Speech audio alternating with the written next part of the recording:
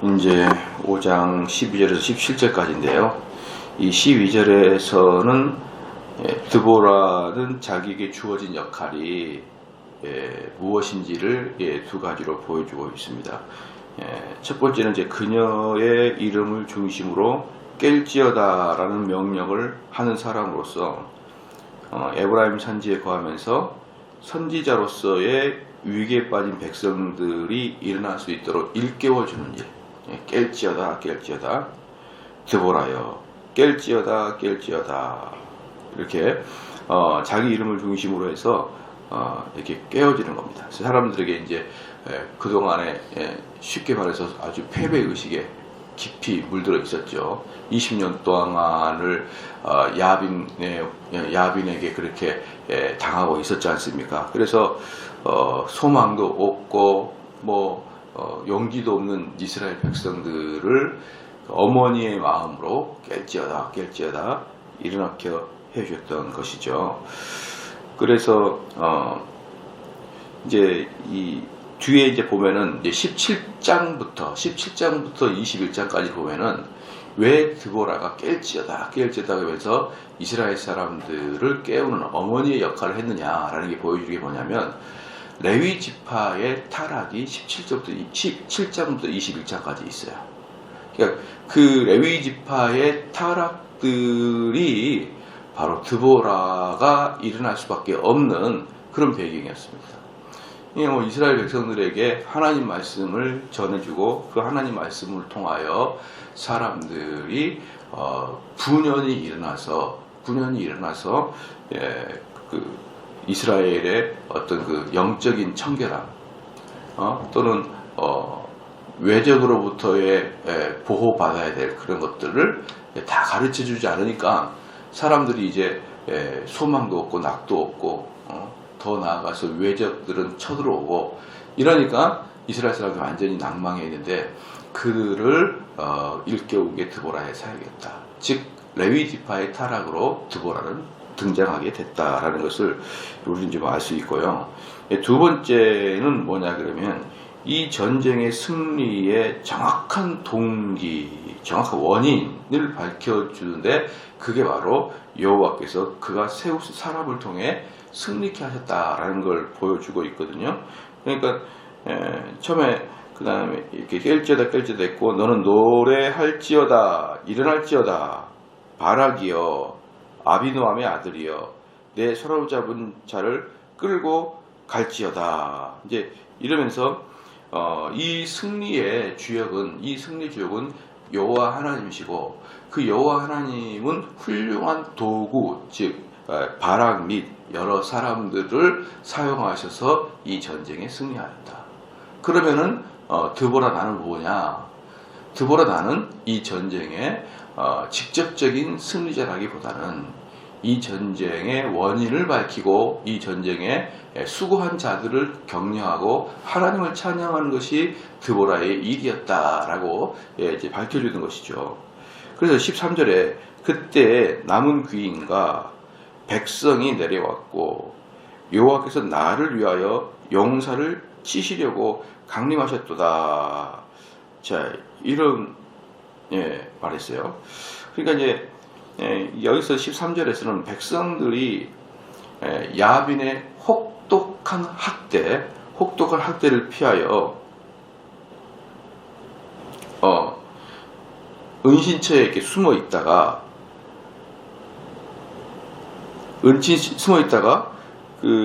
이 전쟁이 나자 용사들을 치려고 아주 하나님이 그들을 보내주셨다.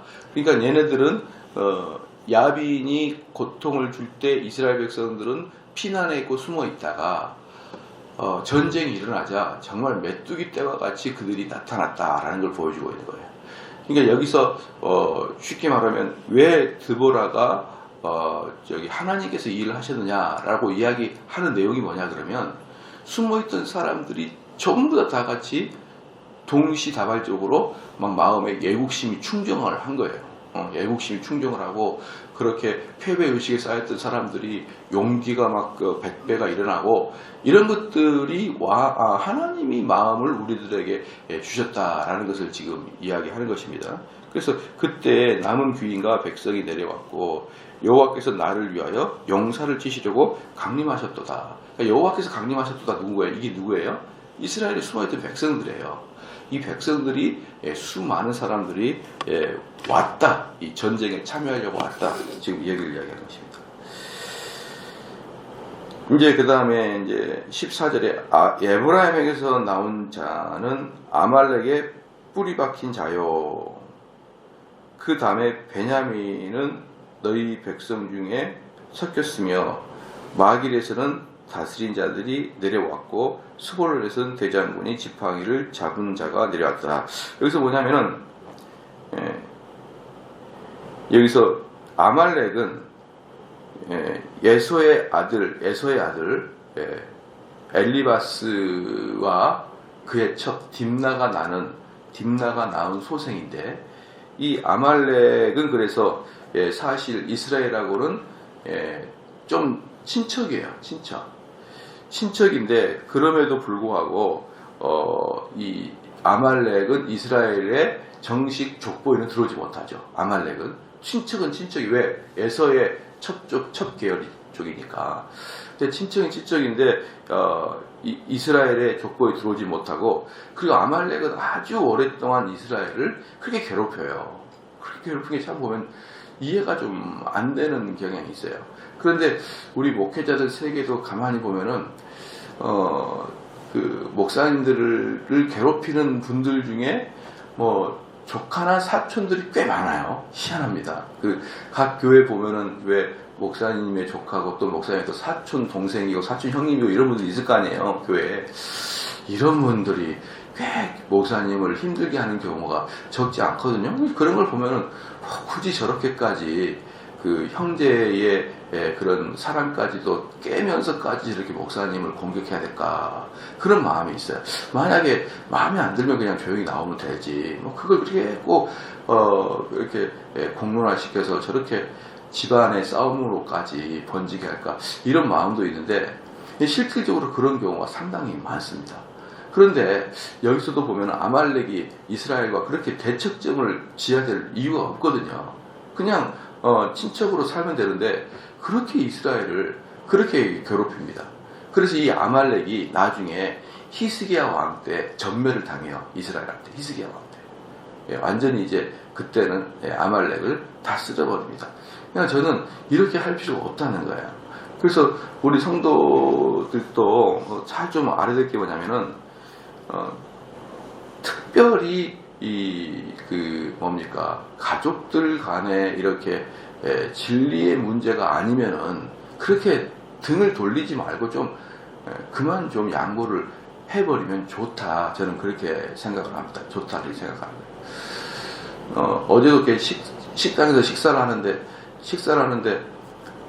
옆 테이블에 부부 가족이 와서 식사를 하는데 조그만 자녀 둘하고 부부가 식사를 하는데 맛있게 드시다가 조금씩 언성이 높아지더니 막 또 싸워요. 두 분이 부부 두 분이. 그래가지고 자녀들은 밥 먹다가 벙쳐가지고 쳐다보고 있고. 그래서 저는 저렇게도 인내심이 없고 참을성이 없는데 뭔 놈의 부모가 됐나 그렇게 생각이 돼요. 자녀들은 아무 잘못도 없잖아요. 밥 먹고 앉아가지고 그 부부가 딱 말을 들어보니까 남자나 여자나 일절 양보가 없어요. 딱 말 끝나면 또 그 말에 이어서 또 따다따다 또 하고 따다따다 하고 그래서 제가 당신들 전세 냈냐 마음이 불안해서 밥을 먹겠냐 한마디 하려다가 또 알잖아요. 또 참아야지. 그래도 또 안 참으면 또 화나잖아요.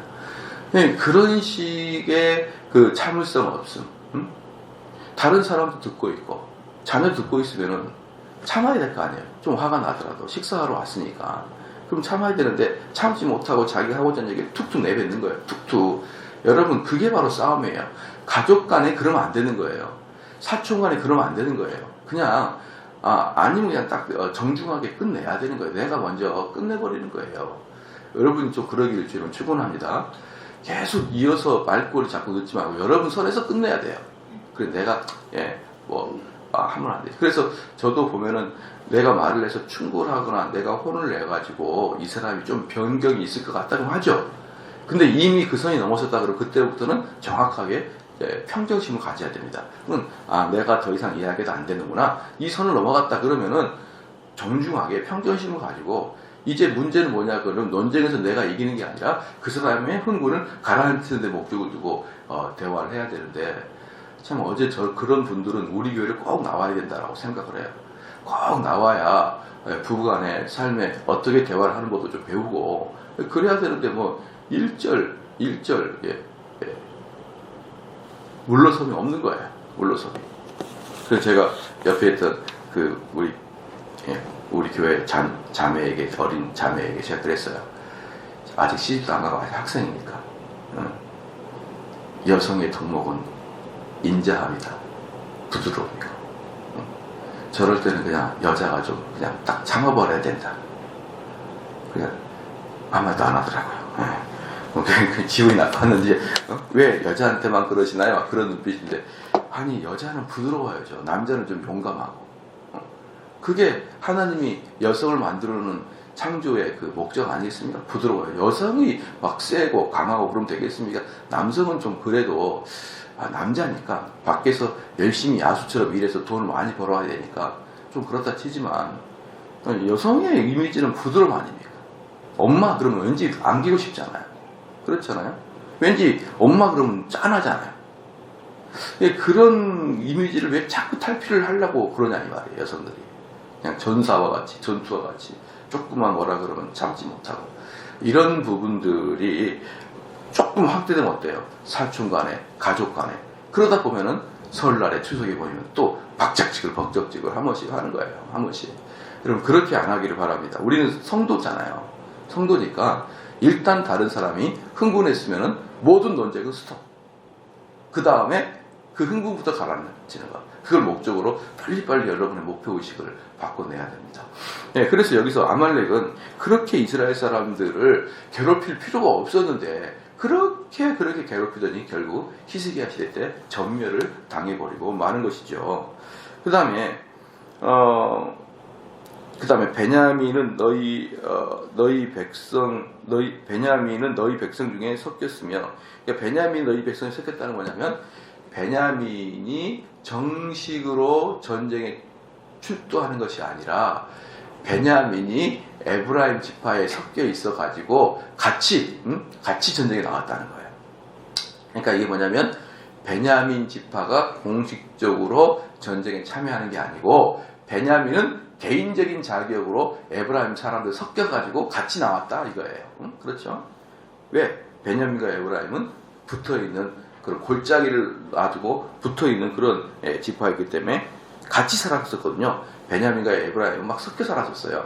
그러니까 이들은 베냐민 공식에 선언이 나간 게 아니고 자기들 개인적으로 참전하고 싶은 사람들은 참전하였다라는 걸 보이고 있습니다.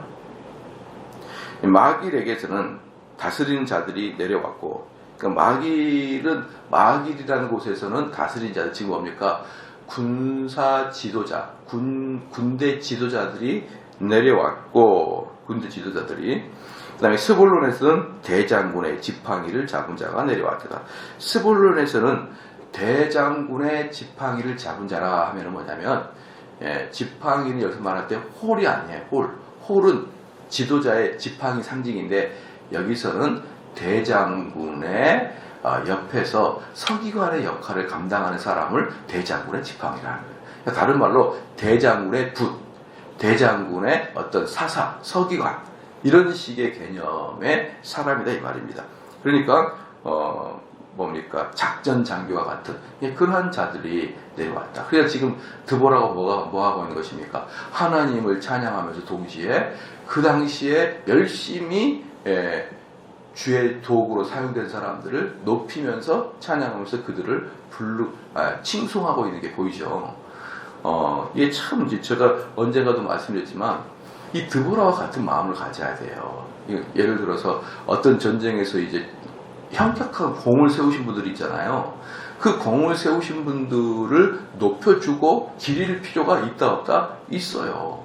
그런데 지금 한국 교회에서 좀 문제가 뭐냐면 지나친 그 평등 의식과 지나친 그 의식 때문에 우리 교회가 여기까지 성장하는데 공을 들였던 사람도 조용해야 된다라고 여기고 있는 거예요. 물론 그 개인은 공로를 가지고 있던 내 개인은 겸손할 필요가 있죠. 근데 많은 사람들은 어때요? 그 사람의 공로를 길러줘야죠.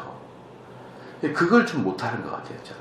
그래서 교회에서 누군가를 높이면 뭐 왠지 분위기 안 좋고 말이에요. 그러지 않아요. 공을 세우신 분들은 공을 세우신 대로 교회에서는 길러주고 칭송해주고 감사하던 마음을 표현해야 되죠. 두 분은 어때요? 하나씩 다 이렇게 이야기를 하지 않습니까? 그렇죠? 이상한 평등의식이 있어요. 교회에 가만히 보면. 잘하나 못하나, 너나 나나, 하나님 앞에서 똑같은 영혼이고, 그렇게 이야기를 안 했으면 좋겠습니다. 나름대로의 공로는 우리는 기억을 해줘야 된다. 또, 때로는 역사적으로 길이길이 이야기도 남겨줘야 된다. 그래서 서양 같은 데 보면은 교회나 학교나 이런 데 보면 어때요? 동상들이 있어요. 그 동상들이 뭡니까? 우리 교회에 참 빛난 사람. 그렇죠? 그 독일 여행 가니까 교회 안에 무슨 사람 탑도 있어요. 약간 우상숭배 아닌가 그러는데 가만히 보면은 그 교회를 짓는데 아주 헌금을 많이 했던 그 부자의 동상도 있을 때도 있고요. 그 교회를 아주 안정적으로 이끌었던 목사님 동상도 있고 그래요. 근데 그 교회를 건축했던 그런 분들 때 동상도 되게 밖에도 세워놓고 그래요. 또 더 나아가서 이제 제일 재밌었던 게 뭐냐면은 보편적으로는 그 교회를 세우신 분이나 또는 그 교회 출신 유명한 정치인이나 아주 설교를 잘했던 목사가 있는데 어디를 가니까 그 교회 성가대 지휘자가 동상으로 있더라고요. 아유, 이 교회는 성가대 지휘자가 동상이네. 알고 봤더니 바하야, 바하. 성가대 지휘자라는 게 여러분 왠지 좀 수준이 낮아 보이는데 바하야, 바하. 그래서 내가 어이구야, 여기 정말 대단한 동네구나. 그렇게 생각을 했었죠. 네. 그런 것들은 이런 서양 사람들은 누군가가 아주 이 교회 출신 중에 유명한 사람이 있으면 길이길이 보존을 하고 그래요. 근데 우리는 어때요? 옛날에 저희 아버님이 계셨던 교회에 나중에 저희 아버님이 옛날에 사역했던 교회가 1903년인가 개척을 했던 교회니까 엄청나게 오래된 교회죠. 거기에 보니까 나중에 알았는데 여러분 이기풍 목사라고 아시나요? 이기풍 목사님이 제주도로 제1호로 선교사로 가신 분이에요. 이기풍 목사님. 그 초대교회 때 우리나라 초대교회 때 아주 유명했던 분인데 그분이 우리 아버님 선배였더라고요. 목회자로서. 그러면은 서양 같으면 이기풍 목사님의 상이 하나 있는 거예요. 우리 교회 출신 이기풍 이렇게 해가지고 길이 아니면은 어떤 조그만한 기념관이라도 이렇게 해가지고 있는데 저는 거기 있을 때 이기풍이라는 소리를 하나도 못 들었어요. 그래서 나중에 이제 교회사를 연구해 보니까 그 교회 대선배님이시더라고요. 대선배님이었어요. 그러니까 그러한 것들 또 이제 여러분이 잘 모르겠지만 이제 교회사를 배운 사람들은 대충 아는데 정규호 목사라고 나중에 광주중앙교회 담임 목사였는데 그분이 호남에서는 가장 영향력을 했고 가장 칼빈주의를 정확하게 가르쳤던 그 정규호 목사님도 그 아버님 선배로서 그 교회 출신이에요. 이런 그 한국 교회사에서 걸출한 인물들을 나왔음에도 불구하고 제가 어릴 때 그 교회 다닐 때 한 번도 들어본 적이 없어요. 한 번도. 참 이런 것들은 한국교회가 조금 더 생각을 해봐야 된다. 우리 교회에서 한국교회에 혁혁한 공을 세웠던 분이 있으면 작은 기념관이라도 우리 교회 출신 중에 이런 분이 있습니다라고 좀 해놓을 필요가 있잖아요. 그런데 우리는 그게 없는 것 같아요. 근데 여기서 보시면 두보라는 어때요? 전부 다 공을 세운 사람을 다 이야기를 해요. 구체적으로 이야기를 합니다. 장군도 왔고 장수들도 왔었고 또 베냐민 집안은 섞여서도 왔고 그 다음에 스볼론에서 뭡니까? 군대 대장군의 붓을 감당하는 사람이 서기관들도 왔고 이런 사람들 때문에 전쟁에서 승리했다고 쭉 이야기합니다. 또 어떤 식으로? 시적으로. 이게 지금 계속 노래를 부르고 있는 거예요. 그러니까 이스라엘 사람들에게 노래는요, 첫 번째가 교육용입니다. 교육. 왜? 사람들이 대를 이어서 노래를 불러가면서 이렇게 외우라고 노래를 부르는 겁니다.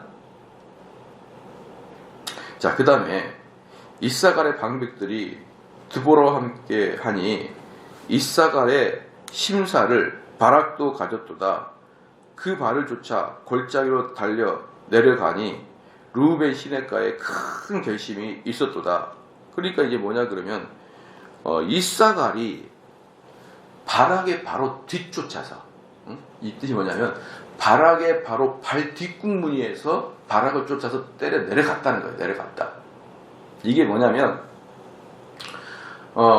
밑에 이제 그 시스라 군대가 있었을 거 아니에요. 이 이스라엘 사람들이 진친 곳이 어딨습니까? 다볼산이었어요. 다볼산.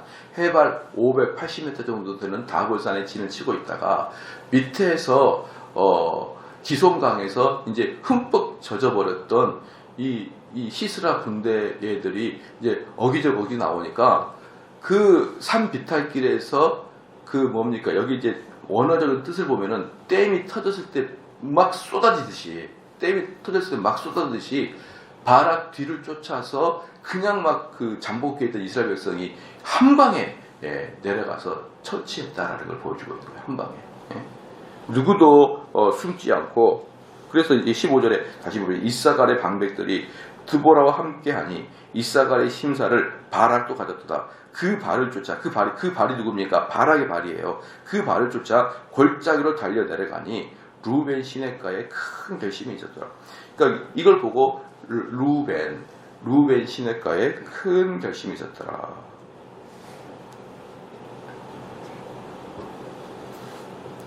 그 다음에 봅시다. 16절에 내가 양의 우리 가운데 앉아서 목자의 저 부는 소리를 들으면 어찌미요. 루벤 시내가에서 마음이 크게 살핌이 있도다. 이제 이게 뭐냐 그러면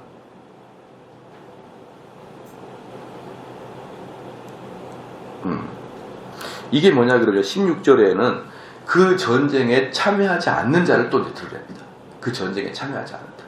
근데 여기서 뭡니까?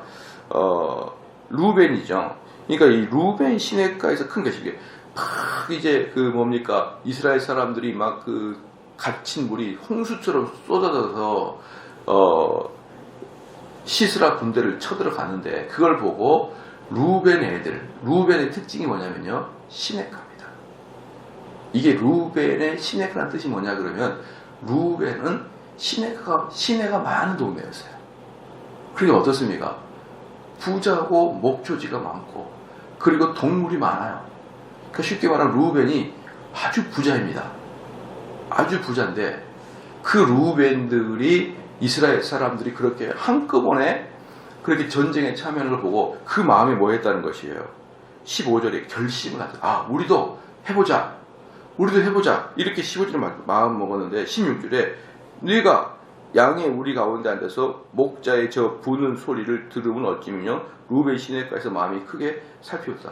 그런데 그렇게 마음이 격동해가지고 우리도 전쟁에 참여하자 그래놓고 나서 뭐라 그러냐면은 시내가에 가가지고 목동의 피리 소리에 마음이 뺏겠다는 거예요. 무슨 말입니까?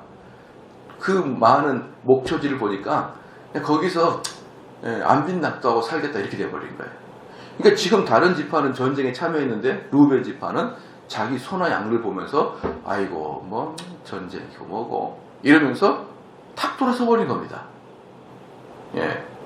17절에 길르앗은 요단 저편에 거하거늘 다는 배에 머무르면 어찌미뇨. 아셀은 해변에 앉고 거기 시내가에 거한다. 길르앗 또 단, 아셀 얘네들도 이 전쟁에 참여하지 않았다. 이 전쟁에 참여하지 못한 게 아니라 안 한 사람이다. 갑자기 안 한 사람들을 호되게 책망하는 노래를 만들었습니다. 그러니까 이게 참 재밌는 게 뭐냐면 바울 같은 경우도 마음에 안 드는 애들을 정확하게 이름을 불러가지고 책망을 합니다. 대만은 세상을 사랑하여 내려갔고, 그렇게 분명하게 불러가지고 책망해서 그의 잘못을 지적을 하는 것이죠. 그러니까 이게 참 신앙생활 한다는 게 그게 뭐냐 그러면요, 잘하는 면과 잘못한 면을 정확하게 이야기를 해야 우리 성도는 어떻게 살아갈 것인가를 압니다. 어떻게 살아갈 것인가. 그러니까 우리는 보편적으로 잘못한 것을 지적을 하게 되면 남을 비판한다고 생각하니까 잘못한 것을 지적하는 것을 상당히 꺼려해요. 그런데 쉽게 얘기해서 이겁니다. 이 사람처럼 하지 마십시오. 딱 한마디 하면 다 알아요. 근데 그렇게 하지 않으면 어떻습니까? 엄청나게 설명해내기가 어렵습니다. 엄청나게. 그래서 많은 교회에서는요, 좋은 점은 막 이야기하는데 잘못한 것은 이야기를 안 하게 되므로 실질적으로 성도들은 어느 선까지 하지 말아야 될지를 잘 몰라요. 많은 교인들은 자기들이 배웠는데 알았는데 그것을 실천을 못한 사람들은 많지가 않아요. 오히려 정확하게 무엇을 실천할지를 잘 몰라요. 왜? 너무나 많이 하나님 말씀을 들을 때는 귀에 걸물 귀어걸이, 코에 걸물 코걸이로 들었기 때문에 이렇게 해도 되고 저렇게 해도 됐기 때문에요. 사람들은 정확하게 무엇을 하지 말 것인가에 대해서는 정확하게 잘 모릅니다. 예를 들어서 제가 지지난주에 심리학의 문제에 대해서 설교를 했어요. 심리학은 이것이 문제입니다. 특별히 뭡니까? 자존감을 높이는 것이 성경과는 반대됩니다. 라고 딱 이야기하니까 정확하게 심리학의 문제가 뭔지 금방 알잖아요. 한마디에. 근데 여러분들이 그 설교를 듣기 이전까지는 심리학이 실질적으로 기독교에 어떻게 대적하고 있는지를 안다 모른다? 몰라요. 모르니까 뭐 하는 겁니까? 심리학과가 앉아있는 거예요. 그런데 여러분들 보편적으로 목사님들이 심리학이 나쁩니다라고 누가 얘기합니까? 거기에 심리학과 학생들도 있을 것이고 심지어 교수들도 있을 것이고 어떻게 논쟁에 휘말릴 수도 있는데, 여러분 그러한 경향들이 있기 때문에 이렇게 심리학은 뭐가 나쁩니다라고 정확하게 이야기를 해줘야만 성도들은 그때서야 심리학의 문제를 아는 거예요. 안 그러면은 여러분 모릅니다. 모르는 거예요. 또 요즘에 한참 각 사회에서 지금 불고 있는 토지 공개념의 문제는 뭡니다라고 분명하게 문제를 지적을 해줘야 되는 거예요. 토지 공개념의 문제는 정확히 말하면 성경적 개념이 아닙니다 라는 걸 정확하게 이야기를 해줘야 성도들은 아 그게 문제가 있구나 아는 것이지, 아 나가서 사랑하라 그런 말만 하면은 뭐가 옳고 뭐가 그러면 어떻게 합니까? 저는 제 설교를 듣고 좋아하는 사람들은 시원시원해서 좋다고 해요.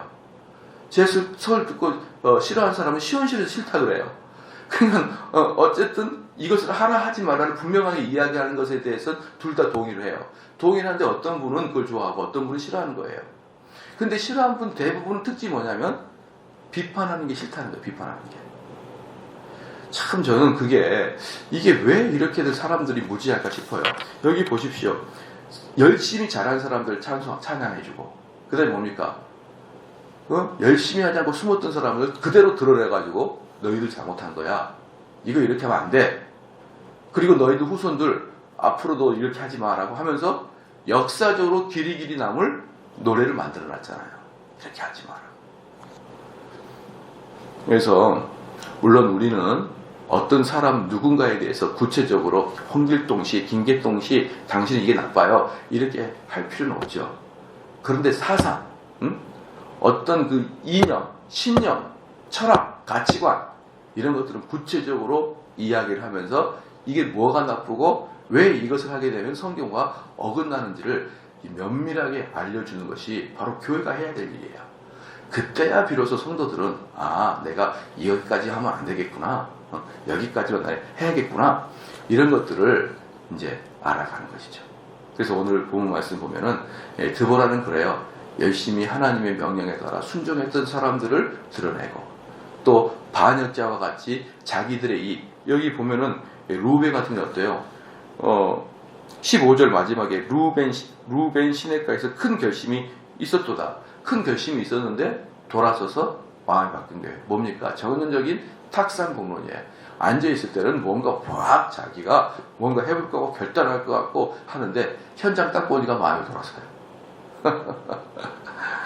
그래도 이게 신방할 때 보면은 목사님 말씀 다 맞는데 내가 그거 실천하기는 좀 어렵네요. 이제 이게 보편적인 사람들의 모습인데 그럴 수밖에 없는 거예요. 그게 왜? 사람이 나약하니까. 그런데 그것을 어떻다? 한 단계 넘어서야 돼요. 그래야 탁상문을 넘어서는 거예요. 목사님 말씀이 다 맞는데 글쎄 실천하기가 어렵네요. 이건 탁상문론이에요. 루벤 지파와 같은 사람들이 아니시죠. 기도하시겠습니다.